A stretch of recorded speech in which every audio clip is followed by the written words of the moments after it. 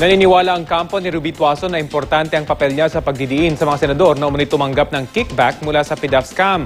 Kaya naman maghahain ang kampo ni Tuason ng 2 mosyon sa ombudsman. May ulat on the spot si Salima Refran. Sam?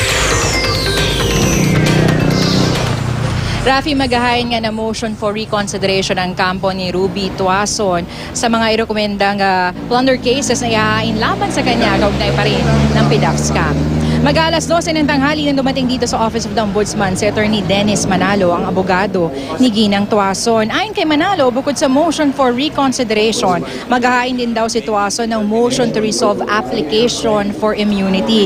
Git ni Manalo, importante ang testimonya ni Tuason sa prosekusyon kina Senador Juan Ponce Enrile at Jinggoy Estrada. Sinasabing kumikback sa kanilang mga PDAF gamit ang mga NGO ni Janet Lim Napoles. Si Tuason lang daw ang matibay na makakapag-ugnay kina Enrile at Estrada sa PDAF scam. Sa ngayon, provisional status pa rin ang pagiging state witness ni Tuason. She's the only witness who is able to provide direct testimony, personal knowledge on the delivery of the kickbacks to the lawmakers.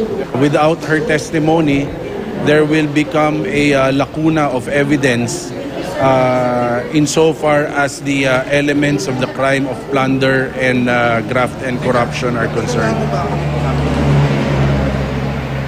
Rafi, sa ngayon nga wala pa rin sa bansa itong si Ginang Tuason. Tumanggi naman si Attorney Manalo na magbigay ng detalye tungkol nga sa kinaroroonan ni Ginang Tuason. Alinsunod na rin sa mga utos ng Witness Protection Program. Gayunman, malapit na raw bumalik sa bansa si Ginang Tuason. Samantala, Rafi, inaasahan din na ngayong araw maghahain ng kanilang mga motion for reconsideration sina Senador Bong Revilla at Senador Jinggoy Estrada. At yan nga muna ang latest mula nga dito sa Office of the Ombudsman. Rafi?